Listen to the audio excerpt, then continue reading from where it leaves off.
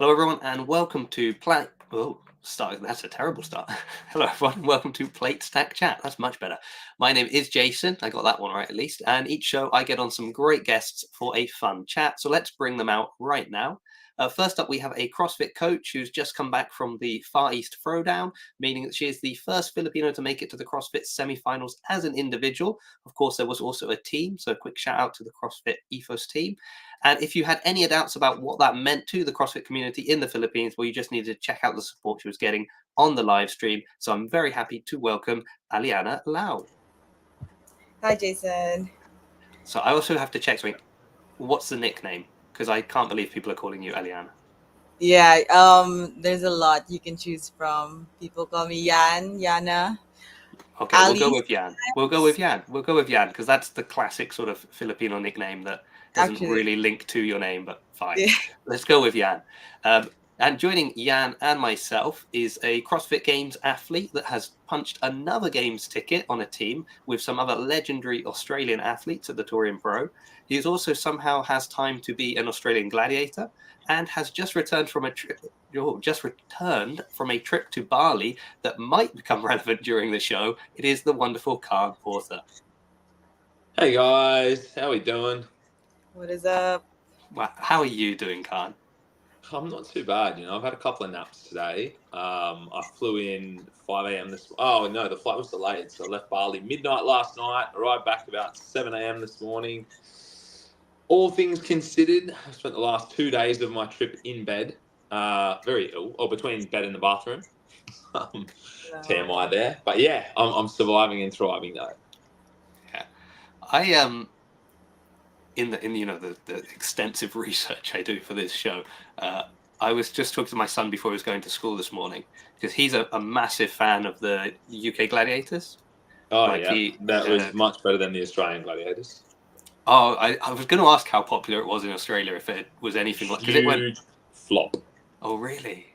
Yeah, it was. I guess I can talk about this now because there's no contract to worry about because we're not getting renewed. But massive flop, man. We had. I just think that they tried to be too different with it. I think the UK one did so fantastically, and I think that they really tried to push the envelope here with the Australian one. They tried to go think really outside the box, change a lot from the original format, and I just think that people got so excited. They spent so much money on the marketing, and people got so excited for the revamp.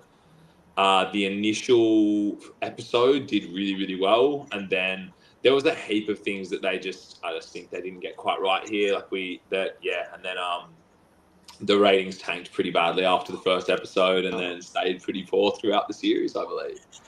Oh no, I'm so sorry. Because here it was such a massive. It's like people say, "Oh, I'm sorry." I'm like, "Oh, it's not no issues for me." It was a fun project to be a part of, and a good bunch of people, and it had so much potential. I just think that unfortunately it didn't land with the format that they went with.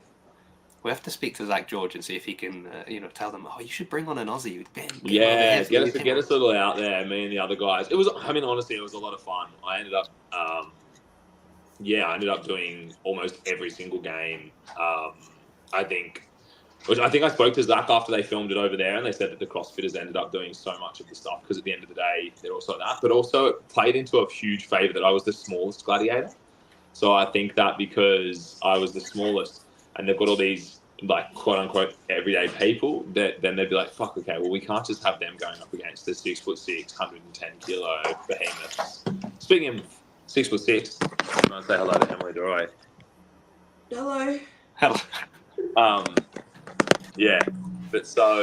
It was good. It was a lot of fun, but it did not have the success that the UK one did. Unfortunately, that would have been nice. That's a shame. Well, it did mean that you had time to join a team again and qualify for the CrossFit Games, so there's always that. Exactly, and no fear of a schedule clash, which was definitely on my mind. Yeah, wow, it's happened before, hasn't it? Wonderful. I already forgot we said land, didn't we? That's what we were going with. Aliana, how are you? How are you recovering from being the most famous Filipino CrossFitter in the Philippines at the moment? That was so the live stream was just blowing up with people cheering you on. Yeah, the Philippine CrossFit community is passionate, to say the least. I'm surprised it reached you, actually. You're surprised it reached me. Yeah, I don't know. I actually don't know how. You see, I'm a very mysterious man.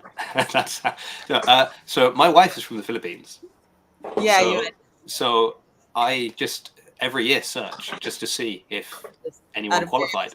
curiosity. Yeah, I'm curious. I want Okay. to know what's going on back there, and usually nothing. And then this time, and I think I searched the men's field first. So I was like, oh, let's check semifinals. Yeah, no one. Yeah, And then I checked the women's, and I think you qualified in what 39th, I think. right. Yeah, Okay. right at Yeah. the cut So it's line. like, "Oop, no, no, Tied no." for 39. Yeah. So just by a hair. And then I pay attention to the Asian one anyway because, like, I know Sahakaya and some different ones that are in the field, so it's quite sort of interesting. But I also think I'm still very passionate about the global nature of CrossFit, and I actually I was on a show last night. We were talking about the North American like live stream, and if you're in the chat in the live stream there, it's all kind of it's basically Asian. people. It's people trolling the live stream, really just saying stupid things and complaining and that. But if you were on like the African live stream or the Asian live stream, it was all people being like, oh, that's my coach, oh, that's my friend, oh, that's my friend from the box, oh, look at them. And Yeah. it feels like that more kind of classic old school vibe of CrossFit, which The I North American CrossFit contingencies, just like those live streams. But even it's not even people that do CrossFit. You just get people that jump on there and they're just That's raging. true. I'm like, Yeah. I mean, the internet's just full of really angry people. yeah, too many, far Unfortunately. too many. I mean, I've like Torian as always just blew it out of the water. It's like looks such. Oh, they're exceptional. I mean, Mike and Jono have, since well before they were a sanctioned event or anything along those lines, Torian's been the benchmark in not only the Australian CrossFit event space, but globally as well. It's almost sad that they're a sanctioned event now and they can't pull the kind of caliber athletes that I believe they'd be able to if it was unsanctioned and if it was able to be open to the rest of the world. I feel like it would be, it would have the potential to be a Wodapalooza or a Dubai-esque like level competition. But at the same time, it's very cool that they have so much at stake with what they get to do. Like they are like spectacular. Do you think they could do like a second event? The reason I ask, Nah, they put their heart and soul. I think. Well, I don't think they're not capable of it, but I know they put their heart and soul into that one each year, and I feel like I know how much work and effort goes into that, and I think that it would be very hard for them to do that. Another one on top of that would be a phenomenal task. yeah, Plus, we have Down Under now, which is pretty cool, and that's starting to become quite a decent international event. So, yeah, I think Down Under still does an amazing job as well. Don't get me wrong, but yeah, Torian's pretty special. because I was just looking at like the number of athletes that didn't qualify for the games that you really expected to kind of make it to the games this year, and there's a lot of talent that their season's over. So having other big competitions, you could attract some pretty interesting people, and again, I think that's good. Like if you get those athletes traveling to Australia, for example, I mean, you guys already pull a massive crowd anyway, but the opportunity to go and watch people, because probably you're not going to the games to see these people compete, or you're not going to America to see them throw down in certain competitions. It's just like a great opportunity to, like, I talk about it all the time, and probably people get tired of hearing it, but like when they did Fit Fest in December here in the UK, and you had all these, athletes coming over from America, like I'm never going to see them because I'm not traveling to the games, guys. I can't afford to. I'm an athlete competing there, and I can barely afford to these days. It's wild. Yeah, but I just think like those are great opportunities to bolster the, like there were so many people that traveled down to see these athletes, and you just sort of see again how the sport can drive the community, and like that's how it can work. Whereas quite often, if it becomes too sort of, like the community aren't all traveling to the games, they just can't. Yeah, it's not possible. It's too expensive. It's limited anyway. And kind of on that note, I was really curious about like the CrossFit community in the Philippines, just because because I didn't really know anyone, I didn't have like an anchor point to then sort of dig a little bit deeper. So it wasn't until like you popped up on the semi-finals list, and then and then like the ethos team and all of that I could start finding a few different people, and then seeing that actually the community there's pretty big, and like people are really getting behind it, which I don't want to say surprised me, but I mean it's always nice to see like where CrossFit is taking off in other parts of the world, especially because I don't know, I would have thought it was quite challenging in somewhere like the Philippines for CrossFit to kind of really take off. I don't know what your experience has been.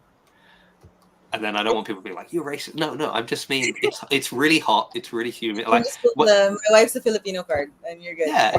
You're good. Well, it's not even that. It's just like even the Filipinos I know here. If you talk about like them going back to the Philippines, they'll be like, "Oh, it's so hot," and you're like, Yeah.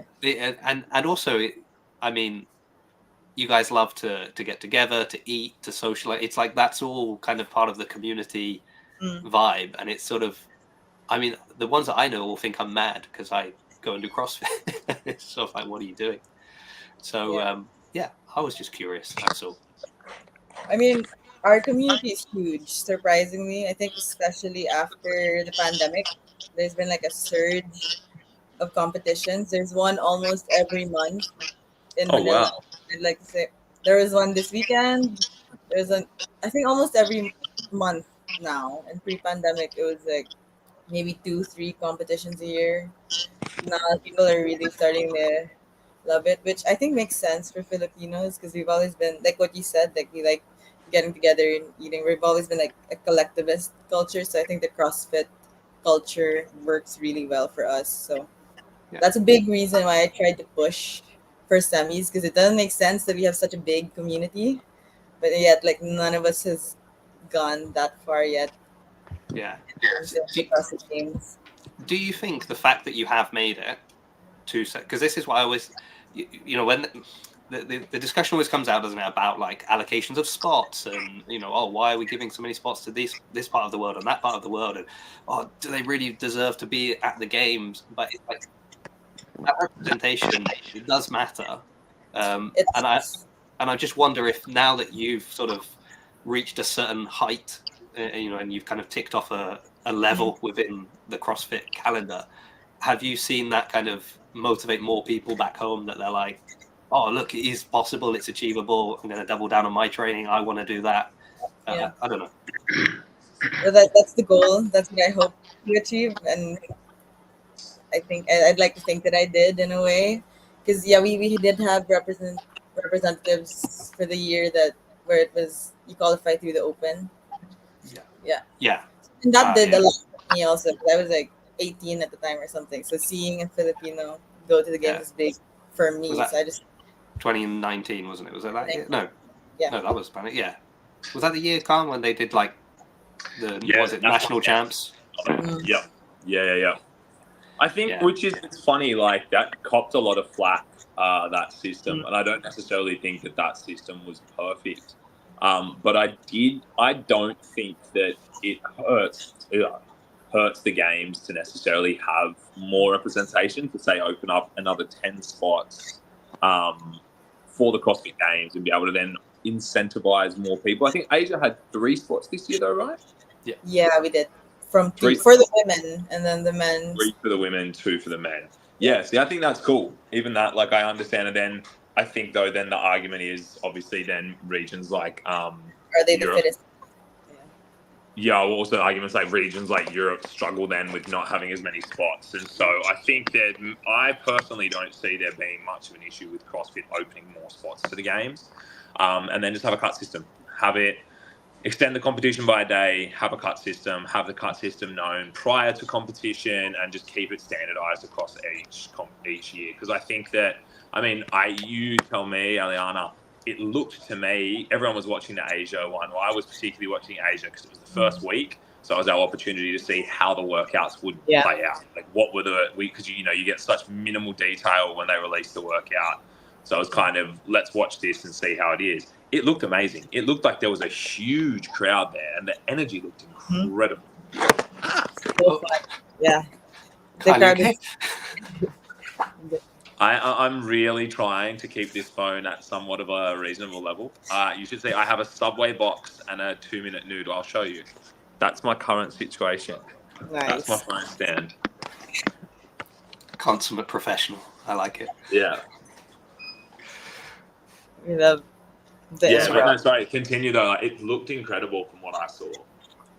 It was a really good crowd. Yeah, everyone's super friendly, super supportive. Especially for me, coming from, I only had a few people with me there, but I felt really welcome. It was cool. Cool. But the Australian one looked really fun too. That they had. Yeah. I saw the intermission number. That looked fun. The Mr. Seaver guys, they need to be at the Yeah. games. I'd say they're missing a huge opportunity not having those guys out of the games because they do. There's shows like CrossFit inspired, and you know, use. It was so good. They're so bloody good. Yeah, it's funny, isn't it? Because like North America had 2 semi-finals, and yet, and like again, yes, maybe Asia didn't have the caliber of athletes that we saw at the North American semi-finals, but it does always hurt to see like, oh, man, they get 2, and then you look around and like Europe had an amazing semi-final, Torian was an amazing semi-final, Asia, it was an amazing, like it seemed like an amazing experience, even if I don't know, because the other thing that kind of gets me is we were all looking at Asia, as Kanye said, it was week 1, so it's like, okay, let's see how they do it, and then there's lots of criticism that comes out that I'm just thinking you just sometimes people need to maybe just take a step back and think, like they were criticizing the run, right, like the course, and being like, oh, it's like it's like the airport kind of thing. Why don't they just run around the building? And you're like, well, because they're in Korea, they're not going to just let them just run around the building. Like that's not. I understand maybe where you are and the facility you're using, you can just run in and out. That's absolutely fine, but that's not the makeup in that city. It's not going to be fine for them to have people that have come from all different parts of Asia just randomly running through the street. And then they were like, sorry, they were like, they're like take Sarah Kaya's times and be like, oh, but she wouldn't have qualified in Asia, in Europe, or wouldn't have qualified here, and you're like, well, yeah, but she also won quite a number of events, and like even Adler said, last week that he was going to go sub 20, or he was aiming to go sub 20 on a workout, but he didn't have to because he was, when he saw he could win it without, he sort of pulled back a little bit to conserve himself for the rest of the weekend. And if you're not being pushed to go that fast, a win's a win, right? So it doesn't mean anything to be like, oh, I beat them by 2 minutes or 4 minutes. A win's a win, and you've still got 5 more events coming up. So it's really hard to kind of make those comparisons across all the different regions. I think standardized programming gives us a little bit of data to compare, but there's so many intricacies that are different. Like watching, I'll use the example of the final workout for teams. So we watched the previous week's ones. So they were allowed to basically lunge the worm forward each round, drop it, and then they would just, once their line was, and then they would just continue the workout. We had to lunge past the line, stand it up, and then reverse back till we were all behind the line and drop it. So like, doesn't sound like much, but you're adding sort of maybe 5 seconds per round just doing that. And, even then the intricacies of we had lanes that we had to stay inside versus other regions didn't have lanes that we had to stay inside. We did 19 burpees in our first set because we just kept getting pinged for someone's foot being over this line that didn't appear to be a standard in any of the other regions either. So you have different layouts. They change different things very slightly. Were you guys the run route, carry the worm on your backs? What's that? Sorry. You guys allowed to carry the worm on your backs? Like we were told we could hold the worm however we were told we could hold the worm however we wanted to, as long as it was off the ground. That was the rules. Okay. So for Far East, I know that the teams weren't allowed to do that, and that caused something else also. But I mean, like Jason said, we're not. So they had to like keep it on their shoulder. Yeah, either shoulder. They weren't allowed. That's crazy because it was that was the region we saw like bending over. There was like one where I saw the whole team were like bending over with their hands because they weren't allowed to place it on their backs. Like parallel to That- their shoulders? No, it wasn't allowed. They were allowed. That's yeah. See, They had that's to- what I mean. I guess that's the standard. Like you can standardize programming. You can try and standardize. Yeah, it's hard. It's so hard unless it's in the same arena with the exact same flow for everyone. But you still get great points of comparison. I mean, but the run, for example. I mean, Ricky's time was like 23 something, and he won. You know, he dusted everyone in Australia, and I dare say would have been competitive with any of the other top times in the world. If not, that's all worked out. He could probably win. But yeah, his time was 3 minutes slower than Adler's. So you can't really. And then I saw that in the chat as well because I was watching that one from just on the phone. And you just see people being like, "Oh, you know, this is why Europe needs more spots. It's like time's not even comparable." I'm like, how dumb are you? Like sometimes I feel like reading the comments on social media is like an exercise in really analyzing how stupid humans are. Like common sense is not so common. You go and read the comments on any live stream or anything like that. You're like, how are you this stupid? Anyway, I have a real battle between like wanting to comment and be like cheering on people, and sometimes I just have to enlarge the screen so I can't see the comments because it just starts to trigger you because you're just like, oh no, I can't. How are you, I'll have it off. how are you still asking these questions? Or I mean, and then I'm like, are people really asking these questions, or are they just trolling the thing? Because for every like sincere question, there'll be two where they're just asking about like the number of times people are asking about Malo Burton. Where's Mal? Where's Mal? You're like, she's not competing. We know she's not competing. She wasn't competing yesterday. Where are the Icelandic athletes? Well, one that was in Europe. Two, one of them's pregnant. One of them's got an autoimmune disease and has, stepped down for this season. Like, and I want to say, well, BKG, he qualified. So he's there. Yeah, good old BK. It's the stalwart. He'll always be there. I mean, talking of legendary, CrossFit athletes that keep coming back, your team, some pretty legendary members, including you, of course, Khan. But, thank you, mate. Yeah, it's pretty cool. It's pretty cool to get this group together. I mean, James and I, obviously, we're really good mates, and we spoke about doing a team last year. We kind of were putting the feelers out for girls. Cara caught wind of the fact we were doing teams, and she's like, this is exactly what I want to do. Still want that competitive outlet, have a bit of fun, go from there. And then we got really lucky that then Em decided to jump in because she's just a weapon. And she's like a future legend in the sport. When you look at how good she is and how good she's becoming, like every comp, every time we train as a group, like she'll take the feedback we give her on board, or she'll she just continues to surpass where she was previously. I mean, she lifted the same as Cara, which is pretty spectacular in a lifting event. I mean, and that saved our ass because James and I fucking battled. But anyway. Just let the ladies lift. That's honestly, our girls are. I genuinely believe we can win the games, and I believe that's due to how good our girls are, predominantly. I mean, not to shit on James or I, we're no slouch, but it's not bad if you're going, oh man, the weak link in this workout is like myself or James. Like it's not a bad weak link to have really, but yeah, no, it's very cool, and I think I really enjoyed winning semi-finals because there was a lot of chatter, at least here in Australia, about people wondering if we'd even qualify. Like, I had people ask me to my face, like, did I think, and people that I'm like mates with and stuff that have been around, did I think we were going to qualify? Like, you guys, you guys reckon you'll qualify? Like, because we didn't do great in the quarterfinals, but quarterfinals as semi-finals shows us time and time again. I love the quarterfinals because every year people look at them and they look at these people's performances and they go, oh my God, like this person's going to have this breakout season of this, and this. And then time and time again, it is the same names or similar names that do really, really well at the semi-finals. And it is just such a different competition when you compete in person. So yeah, like we didn't have a great quarterfinals. I mean, a lot of us were really still, a lot of it, we're at about 80% at the moment. So we're just going to continue to get better because we're all coming back from either injuries, time off, Cara had a baby. And so, yeah, our quarterfinals, And we did the first 2 workouts within the space of an hour. I had a staph infection that I didn't realize was a staph infection until after that.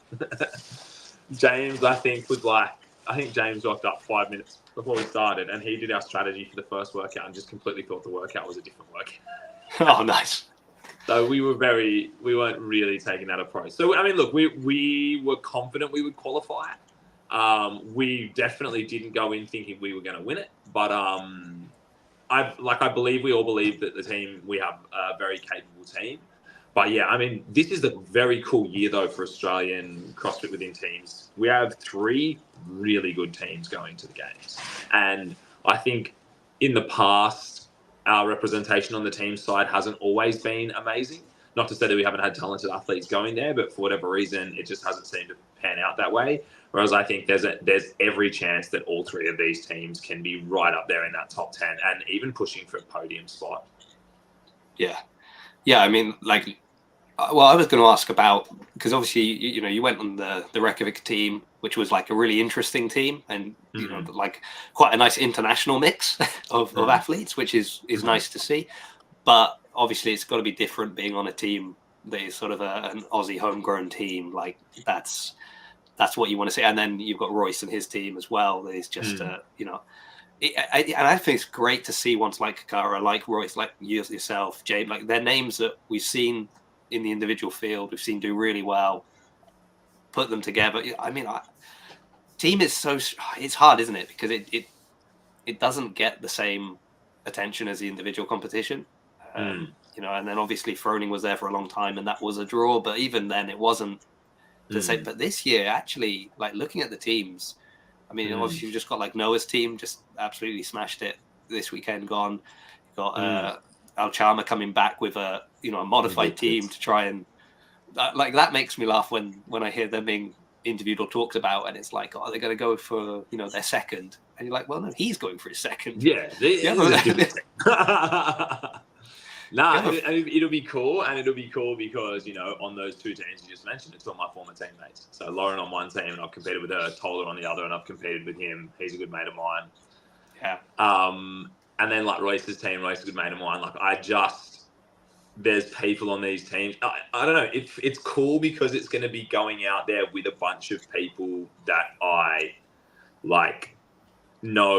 have been involved in the sport for such a long period of time with, and that makes me really excited for it as an athlete. I understand as a spectator, I think sometimes the team's workouts can be a little bit challenging to follow. Like there's so many moving parts to make sure that so much is tested, and especially the teamwork is tested. So I understand that can make some of the workouts challenging to watch the same as an individual.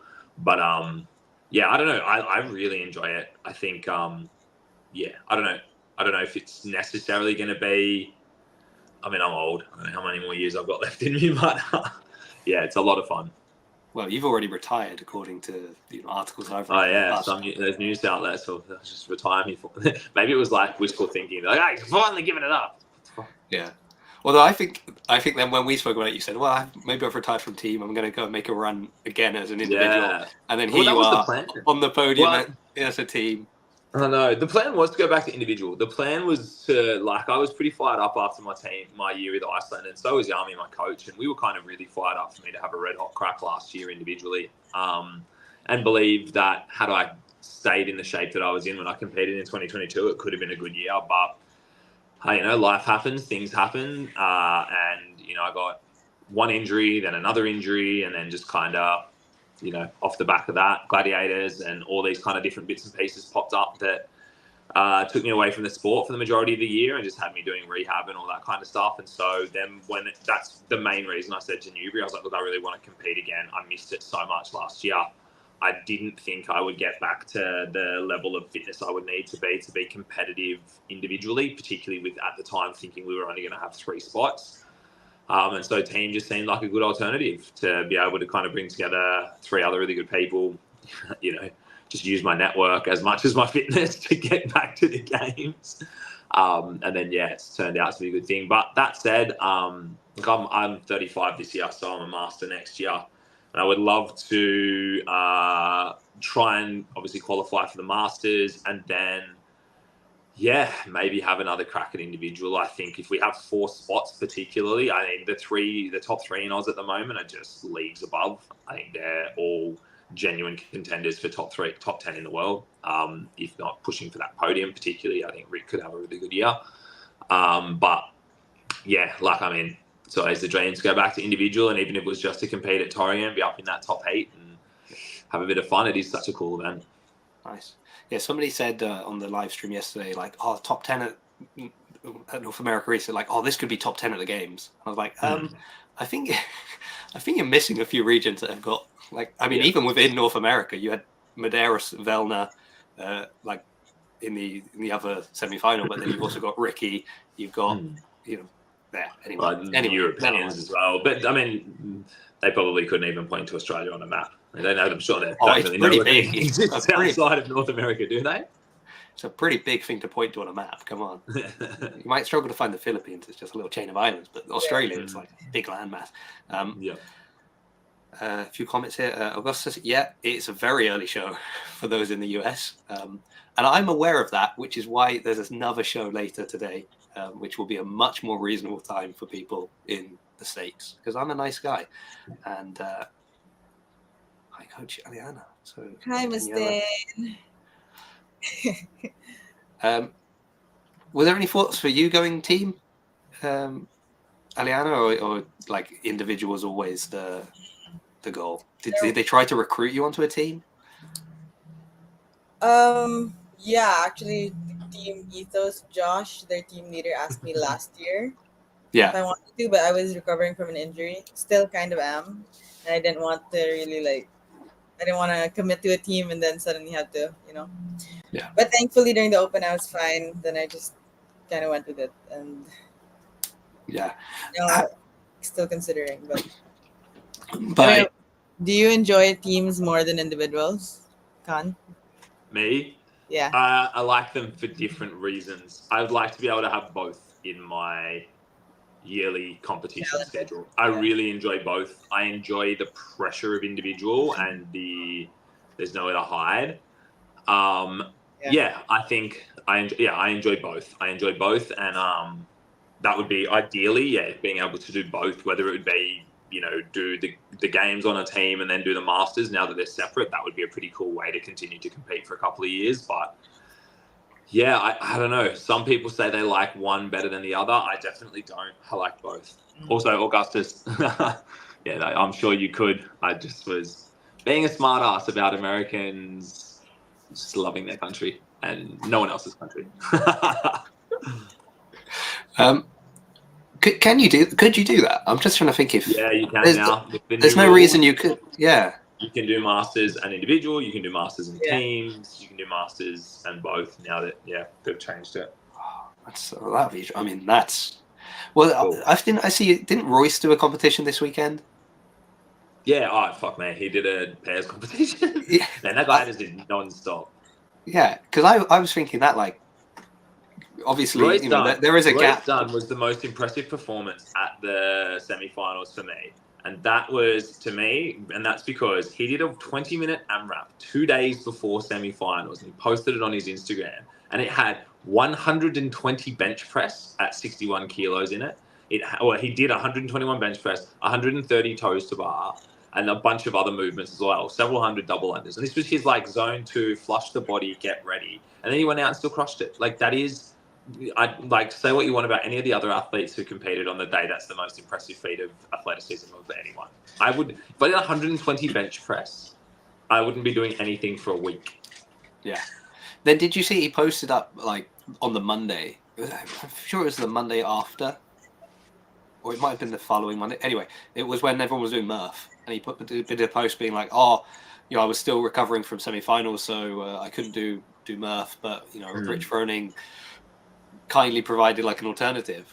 The alternative was a fraction off Murph. It was so close to. I was just like, mate, this is not a nice alternative. This isn't just as bad. That man can do volume like no other. It's impressive. I got to be in a team with Colin Merton once. Huh. That would be pretty cool. Colin Merton's is gangster. He's mad. He is. It's sad he didn't qualify this year. No. I mean, that's what I mean about like the people that didn't make it this year. And actually, like yesterday, watching particularly the women's field, and like when they're reading out the last couple of qualifying spots, it's heartbreaking. Like you're seeing some, like, oh man, I felt Well, really bad. Open up 10 more spots, and I'd say you've got, a lot of those names would sneak into that 10. And then I think there'd be a lot of turnover then at the games of, though you'd see people that snuck in on those final spots, but then you give them that 4 days of competition where it's kind of relentless, and probably you see those people actually they creep up the leaderboard. Yeah, exactly. Yeah, but it'd be good. Yeah. So for next season, let's look to next season for you, Aliana, because Khan's season is still red hot. He's just skating by on the coattails of Cara Saunders, but that's. I need to see her on the podium, Khan. So you got to make that happen, mate. You got to. No, we're doing everything that we can to. Yeah, she. I mean, I was just asking Aliana a question, and I've just diverted back to this, but I think she's probably my wife's favorite athlete of all time. Like at the beginning, when we first got into CrossFit, she just loved Cara Webb at the time, and then I think Scotty and my youngest, like they're very close in the time that they were born.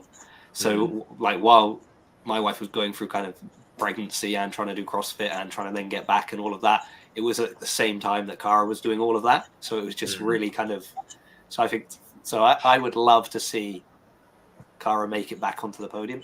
And if they can win the CrossFit Games finally, that would be great. So if you can do anything about that, Khan, I mean, I can't physically change anything, but you're in a position to help. I'll certainly do my best, because I've been doing this for a hell of a long time. I wouldn't mind a CrossFit Games medal at the twilight of my career, let's call it. Yeah. As a fan, that'd be cool for us to watch also. I'd love to see you guys on the podium. Yeah, thank you. I've been following you guys for so long, so like, it's cool to see you guys team up. Fangirling just a little bit. Thank you. That's cool. Yeah. No, we didn't, and it's very good that we didn't, because it was a pretty traumatic experience, the second one. Yeah, so we were very happy that there was some doctors there at the time. So I mean, you're saying you're following them for a long time. How did you get into CrossFit? My parents started first, actually. I was 14, so they used to bring me like after school. I'm a very child of CrossFit. It's been 10 years. It's been 10 years. And I stopped a little bit in between, did weightlifting for 3 years, and then came back to CrossFit. Just love it. So if they like introduced you to CrossFit, they kind of knew what it was for you to go to semifinals, for like what that meant? Oh yeah, that meant a lot, and they were able to come with me and watch. So that was crazy. That's great, because they don't do CrossFit anymore. They're still kind of active, but they don't train at the CrossFit box anymore. But they did try their hardest to come and watch. So that was super full circle for us. They're super happy. Yeah. Cool. Will this like motivate them to get back into doing it? Do you reckon? Are they gonna say, "Well, I'm gonna have to pick up the pace now"? I'm trying. Yeah. Oh, that's good. That's cool. Oh, interesting. So, when you got into it, because this again, I guess, is another my curiosity for like CrossFit globally. Is like if I go locally to my local affiliate is. It's like a 14 year affiliate, CrossFit Bath. One of the owners, Ollie, is the European manager for CrossFit, so he's visiting the boxes all around Europe. He was the UK manager for a time, so very involved in CrossFit. Yeah. The other owners, a lot of the coaches, they went to regionals back when they were despite the fact that it's been so embedded in CrossFit, a lot of the members, they don't know who Dave Castro is. They don't know. Really what the games is. They know what CrossFit is, the methodology. They understand what they're doing in their workouts, but they don't follow the sports side of CrossFit really at all. Which they don't have to. So I was curious, within the Philippines, obviously you've made it to semifinals, but in general, are people really kind of passionate about the sports side of it as well? Are they following that, or is it more like, no, it's a community fitness thing and we like that because we're very communal and we like to have a way of working out all together? I mean, CrossFit started in the Philippines, I think 2012 still, and we had regional teams in 20. Might be mistaken, but I think 2015, 2014, we had teams go to regionals then. So it's been here for a long time. I think that's why we just lack representation in the higher levels of competition. But yeah, it's big. People are pretty passionate about the competition side as well. For newer boxes, maybe not as much, but there's a big following for sure. Yeah. Okay, well, I'm gonna keep my eyes open. I can't wait to see you guys make a rough. Are you? I mean, is it? Have you ever been to the Philippines, by the way, with your family? You asking me or Khan? Ask Khan. I Ask don't know, Khan. both of you. No, I mean, like, I haven't, but I'm not Yeah. married to a Filipino, so Yeah, but you live a lot closer than I do. That's true. fair. I mean, I'd love to go. I have some wonderful Filipino friends. If you like Bali, you should think about Siargao. Yeah, I mean, I don't feel the need to go to Bali anytime again soon because my stomach is. It's you said it and it went. Ooh, I could feel it. Yeah, the trauma is real. I haven't been because, well, not only have I not been. My wife, she left the Philippines when she was like 14, I guess. Her family moved to Italy, and so I met her in Italy. We lived in Italy I lived there for 10 years. She lived there for like 11, 12 years. So we met there, and then we moved to England. So it's always just been kind of like a battle between like the cost of traveling and just life in general, what we're doing. And then every time, we've now got 2 kids, so that increases the cost of traveling there, and because as well, we can't go for a week. You've got to go for 3-4 weeks because of the just sheer quantity of time it takes you to get there and then recover and all of that. And in the last couple of years in England, we've been focusing on getting her like documents and everything sorted here because just to make travel easier. That is all finally coming together. So hopefully, because she hasn't even been back since she left. Since she was 14. So that's like more than 20 years that she's not gone back. Also, all her family live in Italy, so it's kind of like if we go there, we kind of have to go as tourists and just go and actually, I think she'd prefer that we went somewhere else, not necessarily where she's from originally, but maybe just she's from Davao City, so she's also. Yeah, she's also Cebuano speaking, which means I've learned Tagalog for nothing because it's they speak both. That's both. Yeah. Anyway, there we go. Some questions here. What's this? Do we think most people in the affiliates these days actually know what the full CrossFit methodology is? No, and I don't think they care. Yeah. Which, I don't think that's. I think for most people. Yeah, I don't think they do. I think it depends on the gym. It's one of the cool things about moving up to the Gold Coast is the gym that I've been training out is like a really cool, long, old school CrossFit affiliate that does really practice and preach the methodology, and they're quite true to the original methodology. And I think that those gyms are few and far between, at least in Australia these days. I think that the functional fitness type gym is the big rage here, and then a lot of them will just be affiliated as CrossFit affiliates as well. But I think that, I don't know. I think that it varies, but I don't necessarily think that. And I think that's sad because I think that a lack of education around what CrossFit really is kind of what probably causes most of the, let's call it pushback or anti-CrossFit sentiment where people are like, oh, CrossFit's this, or people that misunderstand what CrossFit is are the ones that bastardize it and say what's wrong with it. And I think that comes from a lack of its original methodology being practiced and preached properly. Yeah. So I know our affiliate, which is a long running affiliate.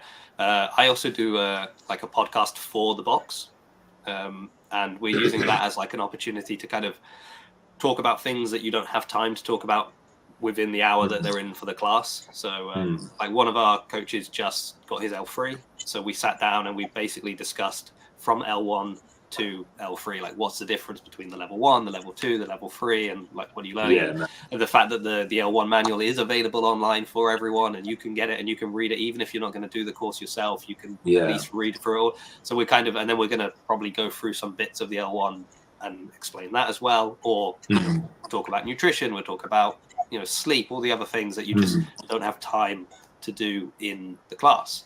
Because I think that's one of the biggest problems, is just time, isn't it? Like, you only get people for an hour or so, and you've got to try and get them for a workout, get them to like enjoy it, but also then try and pepper in some of the deeper methodology. And actually, it's interesting you say, like, do they know that? I was had a conversation with someone off the back of, I think it was not last year's games, but the year before, the first year that what's his name programmed? Oh my God, Bosman. Thank you, Owen. The first year that Bosman programmed, and people were sort of talking about the lack of barbell, the lack of a heavy barbell, and all that kind of stuff, pre-cuts and all these bits and pieces. And I think that looking at the programming, the first thing I saw straight away was like, go back to the CrossFit pyramid. And I was like, go back to the pyramid, where the base of the pyramid is aerobic capacity, then is your gymnastics and skills, and then at the top is weightlifting. And it's like, all of those workouts, you know, for some of the heavy ones, you had to buy in with aerobic capacity, or the lifting was done within the context of a workout rather than being a pure heavy lift. And I think that the number of people I said that to, and they were just like, well, what's that? What's the CrossFit pyramid? I'm like, come on now. And so, yeah, like, I feel like that methodology and some of the old school points that we kind of learned back in the day, have been lost. But guys, I might have to love you and leave you. I'm going to have to jump off here at some, and go and try and force some food down to have some antibiotics, because my stomach is doing some backflips. That's all right. Well, I really appreciate you coming on, Carl, because like, I woke, obviously with the time difference, I woke up and there was a voice note from you, and I was like, oh no. I mean, I hope he's okay. I was fast asleep, and I had my alarm set till 15 minutes before this, and I was just snoozing. So you go get some food in, fix this gut up, and then I will speak to you guys. But it was lovely to meet you, Aliana, as well, and I will catch you again soon, Jace. Right. Thanks for joining us, Carl. Take care, mate. Okay, well, I really appreciate that. Let's dive deep into the Philippines. So, going back to like the kind of methodology, then I guess, is that what's the situation? You were saying, like, it's been around in the Philippines for a while. Obviously, they're passionate about the sport, as we said. Do people get behind the methodology as well? And I mean, my question would maybe be around, like, when I meet together with Filipinos, maybe the most important thing is food, right? Like, that is, like, first and foremost. Like, you can't go to someone's house without there being food prepared, without it being offered. So, not offered, but forced to eat. Forced down you. Yeah, exactly. Try this. No, it's okay. I had dinner before I came. No, try this. Yeah, okay. So, like, how does it balance with kind of the culture, and then also kind of what CrossFit is talking about, maybe the way we fuel ourselves and stuff like that? Do people struggle a bit, or is it fine? Like what Khan was saying, it's different now. Like, I think I had the privilege when I started to have the full introductory CrossFit fundamentals class, and get, like, it's normal for everyone to be able to give, like, the full definition of CrossFit. You know what I mean? Yeah. We had that written on shirts. We had that. I mean, when did you start? When did I start? Like, maybe, I'm just trying to think, how old is my daughter? Maybe 8 years ago, 9 years ago, something like that. Yeah. 8-9 years ago. Same. The culture is super different now. It's funny when I try to reference, like, people like Camille LeBlanc, they're like, who? It's like, damn, you just had to be there. But yeah, it's funny. The methodology has changed. I mean, but I think that's up to, like, CrossFit coaches, and that's the responsibility of their affiliate to really educate and take the time. Because I think programming also has evolved, and it's been a bit more rushed, I want to say. There's, like, through the years, I feel like programming has evolved in a good way, in the sense that it's more intentional and stuff. But I feel like we could afford to go back a bit. You know, you Yeah. need to simplify a little bit more, go back to the roots. Do Explain do, what do it's like the about. majority of, I mean, like this is quite a broad question, and you might not have an answer, but like, do the majority of boxes do their own programming, or are they like using CAP, or are they using like Mayhem or Prove or someone like that, or is there? I mean, is there even like a Filipino company that's doing programming? Like, I don't know. Are you doing programming? Has anyone come up to you and said, you know, you made it to semifinals. What are you doing? I want to do what you do. I have a coach for that. Shout You out have a to coach Coach for that. Ben and Luis. Yeah, I'm lucky. That's TWT. But it's a good mix when you talk about boxes around the Philippines. A lot of them use process now. I used to be under process programming from Hong Kong. My box, Arcanis CrossFit, shout out. We're relatively new, not even a year yet. So our head coach Ben does the programming because we're mostly beginners. If that makes sense. But Yeah. it's a good mix. Yeah. How many coaches have you got at the box? Now we have 3 full-time CrossFit coaches and a part-time weightlifting coach who used to be my weightlifting coach, Oh, nice. and an intern who's so That's- 5 total. 3 Yeah. full-time, 2 part-time. What's sort of like the hours that you run the box? Because I've noticed even within like even in England, it's Mm. very different depending on the city Yeah. where you live. So like we're CrossFit Bath. I think they do classes from it's like there's like a 6 a.m., 7 a.m., 9:30, 10:30. And then it's a little break in the middle of the day where it's open gym, and then some days it restarts at 4 and others at 5. But it does like 4, 5, 6, 7, 8, and like 8 o'clock is usually the latest class. Yeah. But then I've seen other boxes where like maybe 6 o'clock is the latest, or maybe 7. Maybe they don't have the super early classes, or in the middle of the day they don't have anything. So yeah, I don't know. We have a 6:45, then 8, and then 11, and so 3 classes in the morning and then 3 classes at night, which is 5, 6, 7. So Yeah, okay, not bad. some boxes have 5:30 a.m. Ours doesn't work that well that early, so yeah. Do people like to train early because of like the heat as well? Is it like better to get it in early before it gets too hot, or that doesn't really impact things Yeah, a little bit, but it's hot every all second the of time? the day. It's mostly their work schedule. It's based on their work schedule. Yeah. What was the climate like in Korea? But for me, cold because I'm It used was to cold.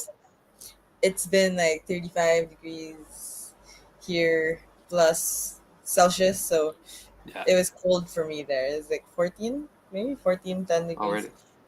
It's Yeah, quite, that's cold for me. which is more or less what we were having here, probably. It's Yeah. similar temperatures here. Did you find that like better or worse though for competing? Was it too cold? Like, did you feel like, oh, it's cold and it's affecting Yeah, me, or was it like it was nice to be a bit cooler, or I don't know? I like the sun. I like the sun. So actually, I was warming up outside the Okay. venue. Like, there's a warm up area, and it connects to like a parking lot.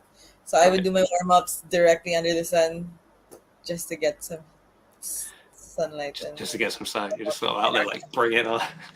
yeah, So if we'd moved it to a slightly warmer place, do you reckon you'd have done better? I don't think so. Probably would have I think picked up one of those qualifying spots, right? yeah, sure, bro. 33 to 3 probably. It Were was you the happy? temperature. Were you happy with your performance though? I mean, I think you said to me, like in a message beforehand. I think I said something about the free spots. Like, oh, I'm like happy for you guys that you get free spots. I'm a bit sad for Europe that we lose a spot, but you know, it's good for you. And you were like, Doesn't I'm not. apply. Yeah, it's like I've come in at 39th. I don't care about one of these spots. Yeah. But like overall, were you happy with your performance? Did you do better than you thought you were going to do? Did you do? I mean, you looked like there was one clip of you when you're like, I think even when you failed, like maybe you missed the rope climb, and you just, but like the grin on your face, Yeah. it's like you're having a good time to be there, which is nice.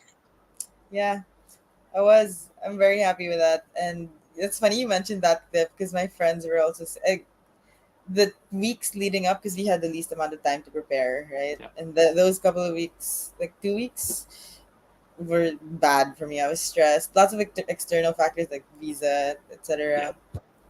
Cycle problems, and then I realized like before going to Korea that I did what I meant to do. Like I achieved my goal, which is just qualifying. So it's like, why am I stressing Yeah. any more than I have to? So my goal of going in was really just to have fun, like genuinely, and not to get injured. And I did that. I think you can see it in my face, like you said. Like I was just happy to be there. Yeah, I think you have some great moments like recorded for you. The snatch ladder as well. Like that's another one where you just Yeah, like you can just see how happy you are, how much fun you're having. I actually think across the board semifinals this year, it's been really interesting to see people have. It feels like they've enjoyed it more. Like I've seen a lot more people, and even that like like Haley Adams just I was looked gonna. happy. She just looked happy to be there, which Yeah, hasn't been. I saw Daniel Brandon being interviewed, and she said like she feels sort of happy for the generally she hasn't felt as happy competing.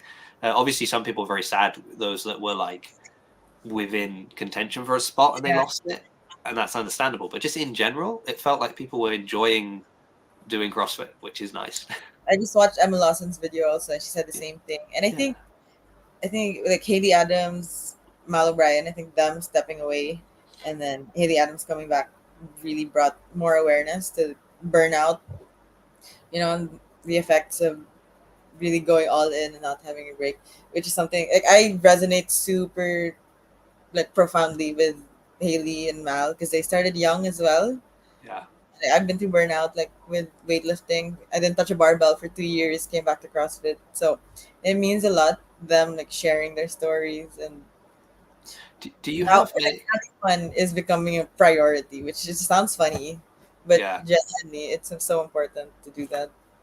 I mean, obviously we've lost Khan from the call, but like I always think of him as somebody, and James as well, that they just seem to be having fun. Like I always, was they've just gonna seemed. say, Yeah. I was gonna Um. say I super admire him like for he doesn't take himself too seriously. There's a pressure I think for athletes to be like train, sleep, eat, Yeah. recover, train, like you know what I mean. But Which I then don't. Which I don't think is helping. Like, because I think the problem is like that. If you're, like a basketball player, right? That yeah, kind of makes sense because you're on a team, you're getting paid, and like yeah, and people will love your team, and it's such an established sport, so they're following it anyway. But within CrossFit, it's like this balance at the moment still between being an athlete, but also kind of being an influencer and being able to get sponsors and being able like people need yeah, to be, like we're talking about Colton. He didn't qualify for the games, but we're like, oh no, we love Colton because he's got a big personality, so we yeah, can get behind him. So I think we need to see that from the athlete. We need to be drawn to the athletes and be like, oh yeah, I yeah, like them. They're fun. There's something about them, which is why I've been doing like my kind of before each of the semifinals was like looking for athletes that weren't the athletes that are going to the games, but like, well, who am I interested in seeing? Why? And so that's like kind of how you popped up on my radar. I was like, oh, yeah, okay, here's someone I want to follow because, my wife's from the Philippines, my kids are half Filipino. I have an interest in what's going on in the Philippines, so let me follow this athlete. And I did that with other people as well, and yeah. it's I saw. interesting just to see, different approaches to semifinals, which was Mm, nice. But I think that thing of like finding joy in it and just enjoying it. Um, I didn't know you'd started so young, so that was interesting. Like that you mm. were so young when you started CrossFit. Do you have many young like athletes or people in your box that are kind of that Yeah. see what you've done and are like, oh, these are goals, or maybe they want to get to the teens or Mm. games, things like that? In my box in particular, not that many because we just started. Oh yeah, you were saying it's just a year. In general, But do you know many? there's a few kids. We have one. Shout out to Nat. She's 14, and her mom was the one who started CrossFit. Then she Right. brought her husband, then her daughter. So that's cool. And it's surprised me how motivating it's been to me to be like to inspire other girls that are younger, which Yeah. sounds like genuinely it actually means a lot to me to do that for other like almost pave the way because around the country I think there's a lot more young. I think there's more young female athletes that are getting better every year that I see, or I'm just Yeah. paying more attention to that. But No, I think you're right. There's a girl that qualified for the games this year as a teen. I think her name's Brooklyn Sitter, and there's a picture of her, like on her Instagram, probably of like quite some years ago, where she mm, met Catherine David's daughter, yeah, and and now then she like did a thing where she went to like a party and she was like her costume was Catherine. She'd like dressed as Catherine, and so she's like such a super fan. And now she's made it to the games like as a teen, and you sort of see how this like inspiration leads to then and training and then working out and then getting there. Yeah. Have you had people like reach out to you then, maybe message you and, you know, to sort of, I don't, not necessarily asking advice, but just sort of, yeah, like kind of talking to you as a role model now within the sport? Not yet, not Okay. directly. We'll get No. them sending them over. Maybe they're shy. Maybe they're like, oh, we can't. Maybe I'm shy. Maybe you're shy. Maybe you've blocked them. You don't really. No, I don't think so. Yeah. Yeah. Oh, but I mean, it's really exciting for like what's going on, you know, just in general for you guys over there, and I even like I liked watching the broadcast. Like Kelly was doing a great job, and then interviewing everyone. And even also Ethel, so they got an interview as well. So I was like really happy that all of you guys also got kind of not just time on the screen, as in we got to watch you do the workouts, but got the little interviews as well. Especially because at least you could speak English, so that meant it was easier. That's true. Easier for her to interview you. Yeah. Well, also she could speak Korean very well, but that's it was like that, Korean or English, and there were some that you just felt a bit sorry for because it was like, they're in the middle. They know a little bit of English, they don't know Korean, and that was tricky. But well done. What's your plans now for like it's like off season kind of for you, I guess, in that sense. But you were saying there's lots of competitions, there's lots of stuff. Are you just trying to get? You taking a break? I take my off season very seriously. Yeah. Yeah. Nothing. Nothing. Just exercising. Yeah. Maybe one competition, maybe at the end of the year. Not anytime soon. Yeah. But I do want to venture out into more international competitions. Semifinals is actually my first international CrossFit competition, which is funny. Yeah. What? I guess. I mean, is it difficult for you to get to international competitions as well because of like visas and documentation and stuff like that? Like, does travel restrictions make it harder? A little bit. I mean, there's a lot of competitions around Southeast Asia that don't require visas that I'm trying to look for. Korea, we need visa for that. So have you got like 2-3 weeks to get that. That's the trouble with CrossFit, right? It's so short notice. Yeah. Is there like any kind of dream destination? I mean, obviously the games would be amazing, but like, are there other comps or destinations you're like, maybe one day I'd love to go there? That would be a dream one for me. I'm aiming for maybe there's Bangkok Throwdown, Asia Champs, I think in Shanghai. Yeah. There's a lot around Asia. There's one in Manila that's big. That's CrossFit licensed. That's Khalees Games if you'd want to follow. So that's the big one here. I will make sure I'm following. If I'm not, I think I might be following them already. Did you compete in that last year? I did last year, although I did hurt my ankle, and then a few months later hurt my knee on the same side, so it kind of connected, and then I was out for the rest of the year. Yeah. So, because you were saying like, because I mean, we are trying to plan to. So I'm toying with some different ideas. I'll put it out here live on this show, and then it might never happen. But we would like to go to the Philippines now that we kind of can travel. But also, there's that little part of us that's like, maybe we don't want to spend 3 weeks in the Philippines. So there's part of me that toys with the idea of like, would it be possible to go like a week in the Philippines and then maybe go to Korea during like semifinals next year? And sort of something like that, or but I'm also trying to think, can I link any of this stuff up with CrossFit as well? So maybe it is going to Manila to like one of these big events. I'm actually from Cebu, and we have I know you're from Cebu. So you're always welcome. Yeah. I know. Because this is even the thing is like, if I went to Philippines, I'd like to at least immerse myself a little bit in the Tagalog and try and practice a bit more, which means I need to go to Manila. Otherwise, I actually have to learn Tagalog also because I'm Bisaya. We're probably on the same page with our Tagalog, to be honest. I don't know about that. Well, it's funny because when my wife's speaking to her mum in Cebuano, they'll be chatting, and because there are like quite some similar, there's links, you can kind of pick it up. I find if you know generally what the topic's going to be about and you start listening, you can kind of be like, oh yeah, I got it. And sometimes I'll like comment on something. Yeah. And then her mum always freaks out and she's like, what? How does he understand? It's close enough. It's close enough. But yeah, I keep saying to my wife, Your maybe I wife need, is from Davao, though. It's kind of tricky because they mix Tagalog and Bisaya, right? yeah, they're you know, So you're you getting guys, a weird mix. we speak English at home. What can I say?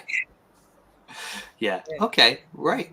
Well, thank you so much for coming on. I really appreciate. Thank you so much for having me. Oh, it's good. I mean, I was really curious, and then I was like, oh, I want to make sure. Oh, here we are. A dolphin That's message. pretty good. But she missed Lichon. You miss Lachan, yeah. Yeah, and so I have an issue with Pansy. What? So I don't really like it. And it's It's pancit. You gotta pronounce it for it's sorry, pancit, Pansy. not pancit. There you go. Okay. My problem is when we lived in Italy and whenever we would have kind of Ah, like a gathering, someone, yeah, non-Filipino people, like it was the only dish they knew, so they would always ask someone to make it. yeah. And so it was like, oh, it was always that. And I actually much prefer adobo. Like that's Protein. yeah, Okay, yeah. last question I have to ask Okay. because you sent me a picture about it. Oh, Jollibee. What's your Jollibee order? And considering you lived in Italy, what's your Uh, take on Jollibee spaghetti? Just to okay, pull it. right. I didn't order the spaghetti, but and Figured. the reason I didn't order it is because my wife ordered it. So I was like, I'll try some of hers. So I ordered like the chicken. What was that? It's like one of Chicken. like it was like a chicken. Yeah, like the chicken jolly, like the burger plus the chicken with the gravy and then the fries. And she had the chicken and the spaghetti. Afterwards I was like, I wish I'd also tried the burger because but I know everyone talks about the chicken, so I was like, I need Chicken's the to do the best. chicken. But I did eat some of the spaghetti, and And I said my reply was it's kind of like the spaghetti you'd make for children, yeah, and everyone it's said yes, exactly. That's yeah. But but the chicken was it's nice. bad. I won't be offended. It's No, no, not for no. No, it was. Oh, the what? Like the spaghetti, or just Jollibee in general? spaghetti It alone, was. but the chicken is the best. I stand by Yeah, it chicken. was fine. It was okay. I mean, I'm not as purist as the Italians. Yeah, I would love to serve it to an Italian because that would make me laugh. But no, I thought it was good. It was just so funny because I know there's also one in Cardiff, which is about an hour or so away from me. But the one in London was like you walked in and it was just full. yeah, There were a few people that weren't from the Philippines there as well, which always interests me to yeah. like know. Okay, why are you here? What drew Mm, you to Jollibee? Like, because I know what drew me. It was the other 6 Filipinos I was with. That's what yeah, drew me. But what drew you here? But it was good, and it was so busy, and like there was just a massive queue out the door, and we couldn't find a table initially. We kind of had to like hover, waiting for people to finish up so we could get a table. Um, and for my wife, it was like the first time she'd had it in so long. Uh, really. yeah, and I asked her like, "Oh, how was it?" Because when like you haven't had something for so long, and then you remember it so fondly. Yeah, And I'm like, did it live up to the kind of the expectation or like what you remember? She was so happy. She was like, oh yeah, it was so good. So literal chicken joy, and that's what yeah, they. That's why they call literal chicken joy. Yeah. No, but it was good, it. and it was nice because we had other friends with us that were also from the Philippines. That was like we'd gone to it was a bank holiday, so Mm, everybody like our affiliate was doing Murph. Instead, mm. we'd got up at five. You Well, no, Jollibee.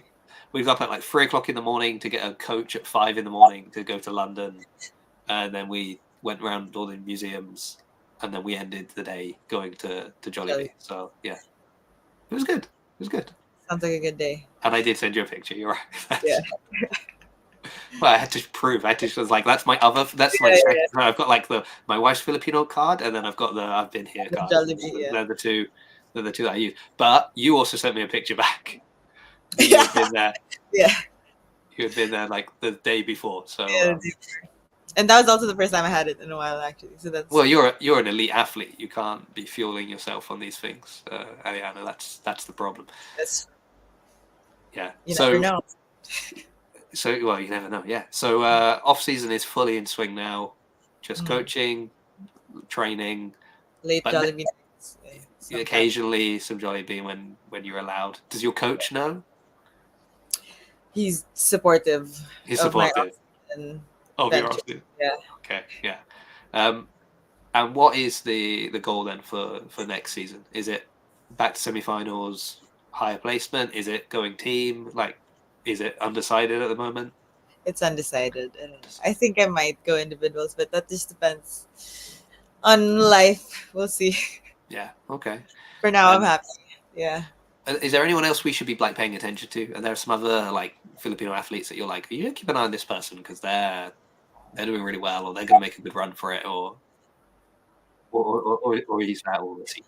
You want to reveal who you The got? Ethos team, they're doing really well. I don't know if they're gonna go back next year, but we might have another team for next year from Yeah. my teammates from shout out TWT.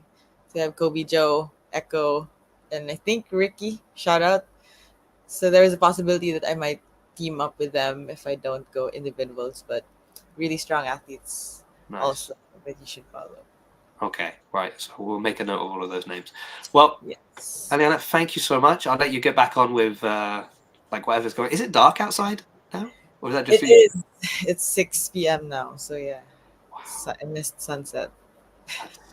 that's amazing. It's 11:15 here in Yeah. in the morning. But at the moment in the like where I'm living, the sun rises at like 5 and it's setting at Goes down what time? like 9, 10. 9. Right? It's really hard to put the kids to bed because they're like, it's still light outside. You're like, yeah, but it's nighttime. 9. It's nighttime. Okay, maraming salamat. Let's Thanks. Thanks. and yeah, don't be a stranger. I'll have to get you back on, and you'll let us know how the off season goes. Okay. Thank you everyone for watching. I mean, a few people even from America, which amazed me because this is not the usual time for them. I will be back in. Well, if you're in the Philippines or in Australia and you've been watching, probably the middle of the night for you. It will be, I think, 6 p.m. for me here. But I will be with Kyra Milligan, who just earned a spot for the CrossFit Games through the North American West semifinals, and Gabe, who is the man behind Paper Street Coffee, that is fueling quite a number of the athletes that have also made a run for the Games this year as well. So hopefully, if you're still awake, come back and see us in a few hours. But if not, thanks for watching, and I'll see you again. And thank you again, Aliana. We really appreciate it. Oh, I didn't hit the end stream. I thought I'd hit it. We're still alive, guys. You have to hit it